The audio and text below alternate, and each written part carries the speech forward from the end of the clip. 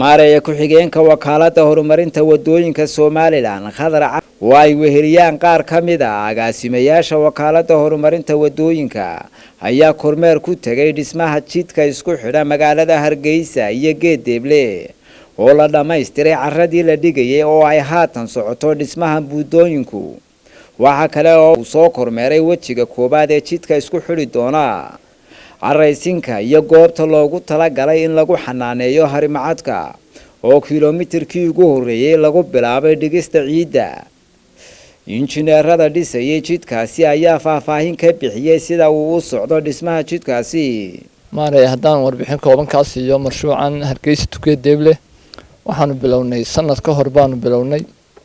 waxaanu dhameystirnay carakaawada 22 kiiloomitir iyo 500 oo Hargeysa to Geedeble ah wadada 200 ee Hargeysa ka soo bilaabmaya ilaa Geedeble wadada inteeda badan 12 kiiloomitir iyo 500 carakaawadu way u dhameystiran tahay waxa uu haray in yaro liishayna iyo daamirkii waa u haray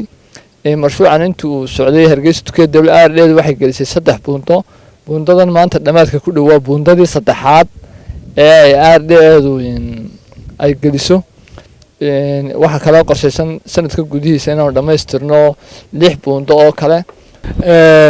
buundooyinkan carqalado fara badan bay dadka deegaanka ku hayeen isku socodka ayaa aad u yara xilliyada roobka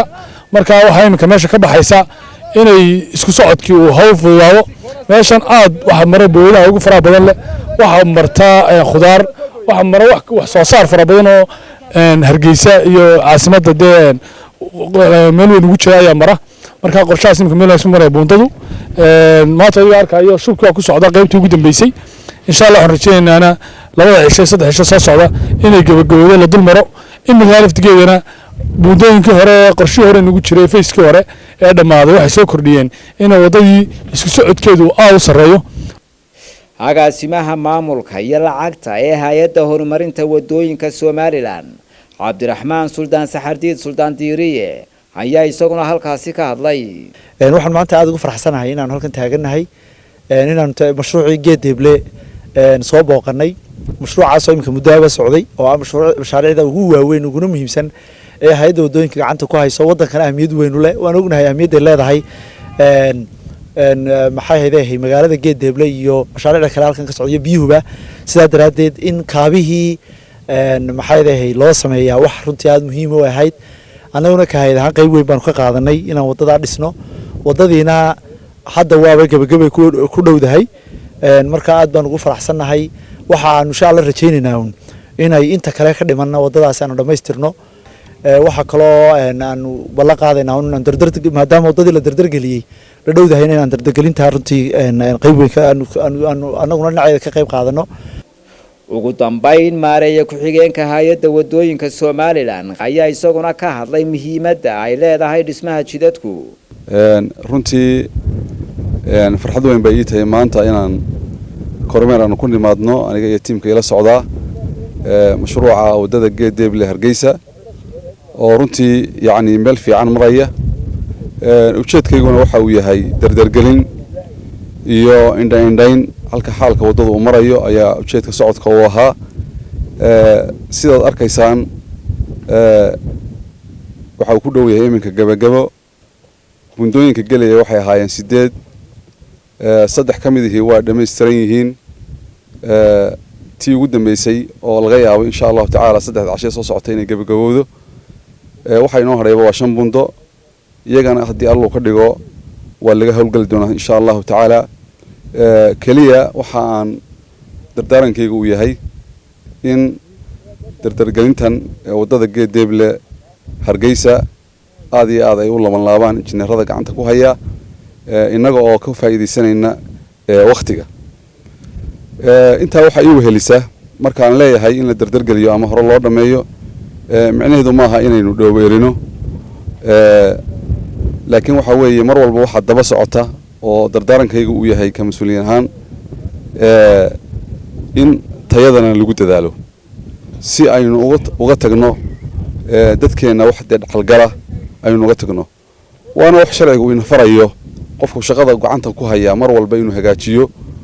waa wax sharcigu ina farayo ونبي عليه الصلاة والسلام وحوليه إن الله يحب idaa camila axadukum camalan an yutqina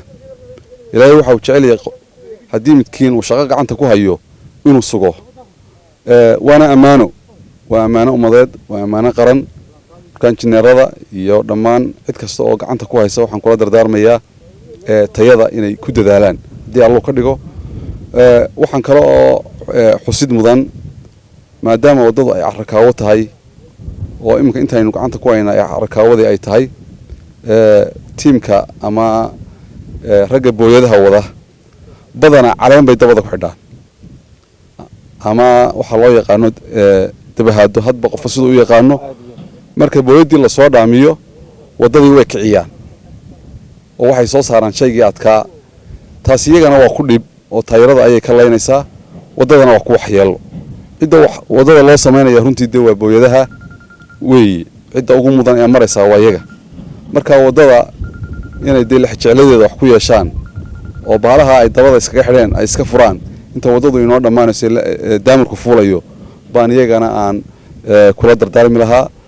runtii dee ka hay-ad ahaan hay-adda waddooyinka horumarinta waddooyinka dee qaybli wax baynu ka geysanay waddada tan inaynu tacabkeenna dhammaystirno un baa loo baahan yahay oo muhiim ah waxaynu kale u mahadnaqaynaa dee tiimka maaragtay wakaaladda biyaha oo iyaga qudhoodu